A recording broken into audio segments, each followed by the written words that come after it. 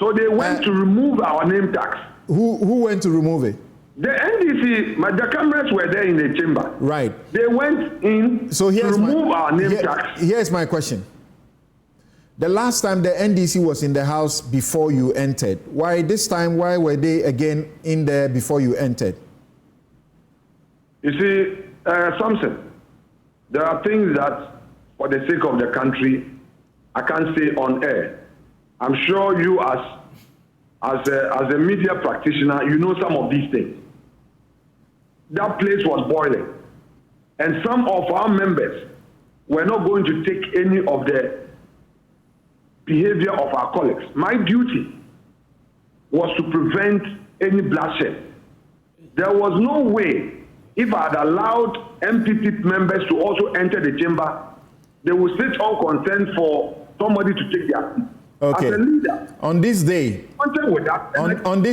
on this day, as we understand, on this day, as we understand, you guys were a little less than 30 or so, correct? No, Samson, with respect, a little less than 30 in terms of what? Your numbers, the majority group. No, I don't get you. You mean 30 as in what? As in MPs. No, but that is not the issue. I'm asking that question. There is not anything as to which numbers. I need to appreciate. There's a reason I'm asking that question. Entering the chamber at a particular time. No, there's a reason I'm asking that. There's a reason I'm asking that question. That in the circumstances, why do you allow for the NDC to marshal their numbers to be to be in the house and are far more in excess than your numbers? That's the question people are asking, because it is being said that the substance of what happened on Thursday is that you, the majority group, realizing that you have very little number, could not make any sense of any business. You couldn't carry out the things you want to do. And so you have decided to now do a blame game so that you don't really face the blame that Ghanaians should put on you. Thank you very much, Samson. A good question to ask. First of all, is none of them. We will never play that game. It is part of their spin. We had an understanding that the NDC minority will sit on their feet. Something, if it's one person, I would not allow that person to be member.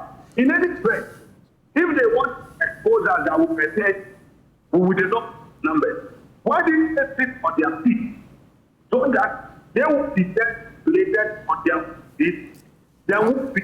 How many were you in fact? How many were you in fact? The majority group. Members were present at the caucus meeting. We saw Members were present. We didn't count. We saw you. We didn't need to count. We saw you at the press conference. Yes, go ahead. Your number was very small. Samson, with the greatest respect, to be going on this tangent would mean to stay off the main issue.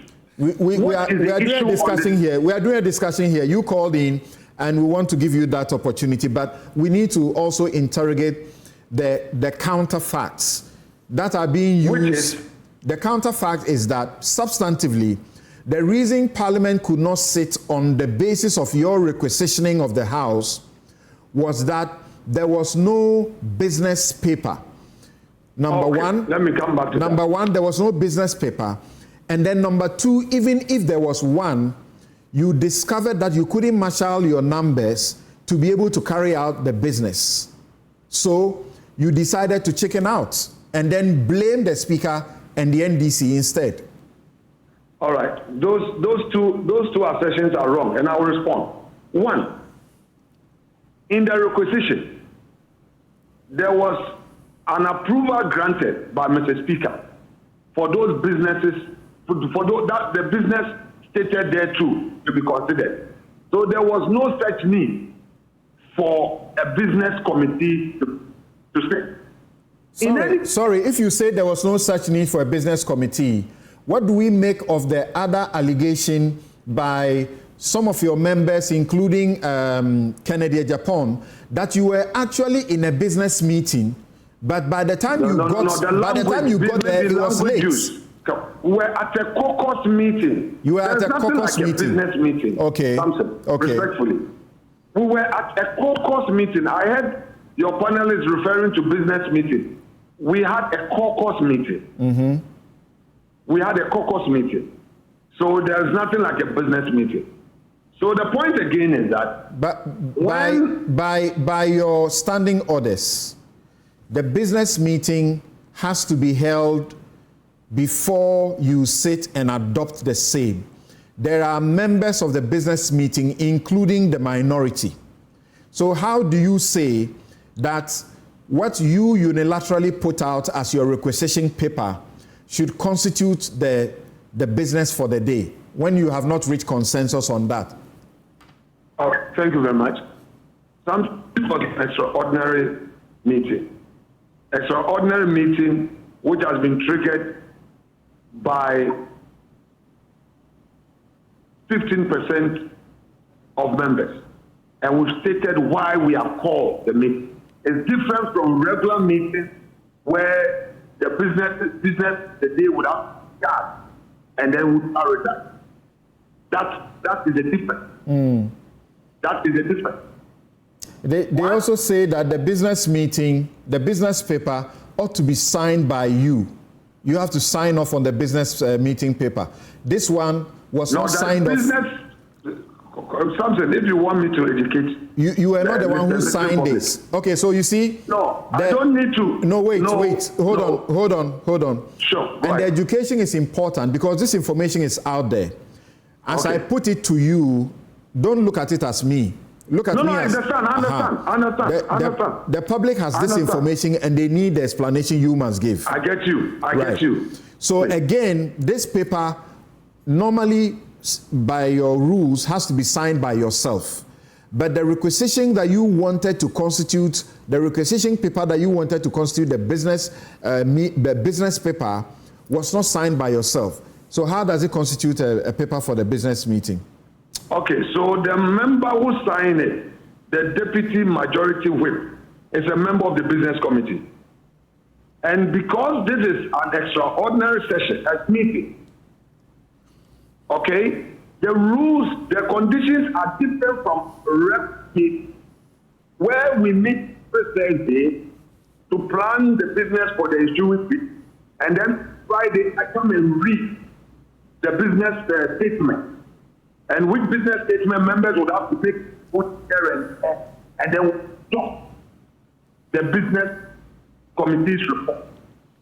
This extraordinary session meeting will not require that because Mr. Speaker would to approve your request that item 1, 2, 3 can constitute an urgent business or it constitutes a matter of national importance which will require Parliament to sit or to be recalled. So once that is done, and we know, and that was the instructions I gave to the clerk at table, that go ahead and bring the order paper and rely on the items pre-approved by Mr. Speaker. But you know, they didn't want to do that. So you remember that you had there had been an extraordinary sitting of Parliament earlier before this one, correct? That is correct. Okay. In that particular extraordinary sitting, the business committee met, correct? When we met, good question. When we met to discuss the issue, yes.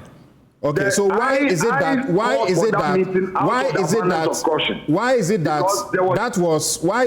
was an extraordinary meeting requisitioned by you by government, and that meeting required a business committee meeting drawing up the business paper, but you want this particular one not to attract a business committee meeting to draw up the paper for it? Correct. So out of the abundance of caution, I called that business committee meeting for us to discuss. Now, when Mr. Speaker came in at pre-sitting, he ruled that that meeting I called was not necessary because that is the difference. The difference between the regular sitting and that of the recall was that in this case, he would have to approve the items to be considered. So once he has approved it, that becomes the business to be considered. So there was no point in the business committee meeting. Well, the minority disagrees with you, and they say that no problem. Yeah, they disagree with you, and they say that they actually attempted to call the business meeting. The clerk for the business meeting was also out of the jurisdiction, among other things. And then that is not true. Yeah, I want to end with you. I want to end with you on this note. Okay. Sure. We understand. At least 2 of your members came there. They were unaware that you were having any meeting. They had to leave the place again. Apia Kubi and Atachia. But my substantive issue is this.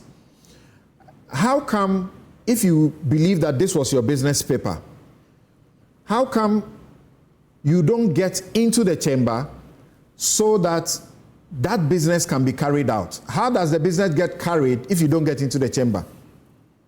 All right. So let me address Honorable Atache and Honorable Apekubi. What I know is that from the whips, they had not checked the platform. If they had checked the platform earlier, they would have known that a business caucus meeting had been advertised. I think later Honorable Atache came to me and apologized to me that, leader, I didn't know, so I made some comment. I said, let it slide. But on Honorable Apekubi, we would not been able to speak. So we would resolve that later. Now, on the issue of why not come to the chamber? Okay, so Samson, good question. We have a speaker who presides over an assembly. Who knows where the minority sits and where the majority sits? And he says that he's unable to direct the minority to sit at their rightful place. If I enter the chamber as a majority leader, and I want to make a point to him. First of all, by parliamentary practice, you have to be seated, catch the eye of the speaker, you rise on your seat from your rightful place to speak. It's part of our rules. You must rise from your place. Where would be my place? Would I go and stand somewhere and raise my hand? And Substance, say, I want to talk. Substance over form. Go to NDCC, go and sit at the minority side. Mr. Markin, Mr. Markin, substance over form. The place you sit doesn't make you the majority, correct? No. You are majority because of your numbers. Samson. You are majority by operation of law, by the operation of the Constitution. Samson. So in this circumstance, the sitting of Parliament is engraved in our rules. Where the minority sits and where the majority sits is engraved in our rules.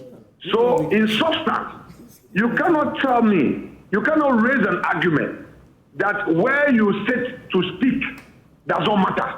With the greatest respect. Why don't you go into the chamber? Why don't you go into the chamber for starters and then insist that those who are sitting on where they shouldn't sit be moved to go to the next place? And then if it doesn't work, then perhaps you walk out.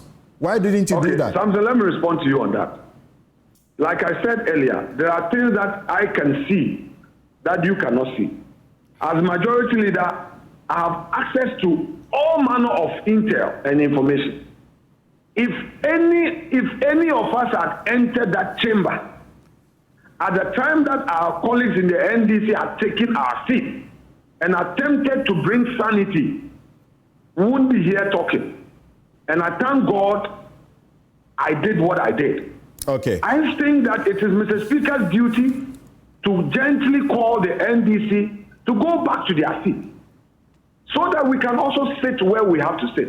It is not for me to now go to the chamber and then draw Mr. Speaker's attention, be shouting on top of my voice, Mr. Speaker, call them to their seat. So imagine the speaker is not telling the NDC MPs to go to the minority side, Parliament will not sit because you will also not enter the chamber. You may request he's the Speaker but of there will not be a Parliament. meeting. He should show statesmanship. He must demonstrate statesmanship. Thank you. I have very little time for my guests in the studio, but thanks for your intervention. Thank you so much.